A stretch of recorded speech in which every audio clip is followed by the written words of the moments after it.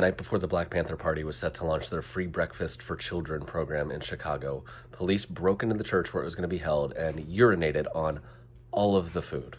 Let that sink in. Armed officers sent in not to stop a crime, to seize weapons or drugs, but to desecrate meals set aside for hungry kids, because feeding each other for free under an unjust system is one of the most dangerous things that you can do. The Black Panthers understood something truly radical. Hunger was not just a personal misfortune, it was political. Under capitalism, when people struggle to meet their own needs, they're told that it's their fault. Work harder, be more responsible. But mutual aid shatters that illusion. It exposes the truth that suffering is not a personal failure. It's a designed outcome of exploitation. And when people realize that, they stop feeling ashamed. They start feeling angry.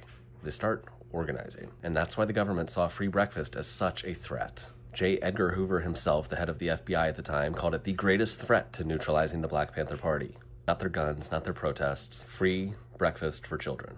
Because when people realize they can take care of each other, they stop waiting for the system to save them. They stop believing in the system at all. And when the state couldn't stop them, it stole the idea, launching a federal free breakfast program in the 1970s, feeding millions of kids to this day. But they stripped it of its radical message.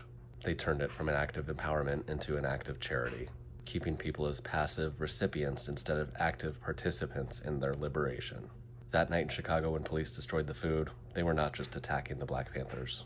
They were attacking the idea that people could break free from a system that was designed to keep them struggling. Mutual aid is not charity, it is power. It's a blueprint for a world where we take care of each other instead of waiting for the people who benefit from our suffering to fix it. And once you see that, you can't unsee it.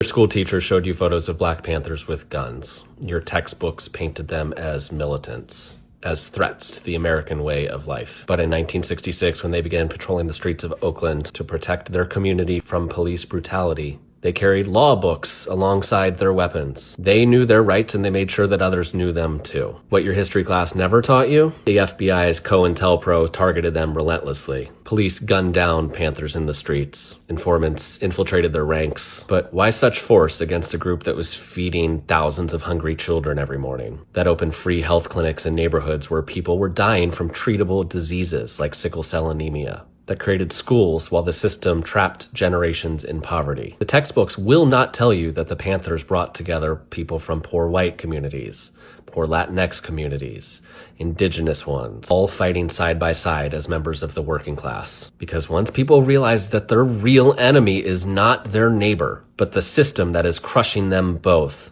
that is when change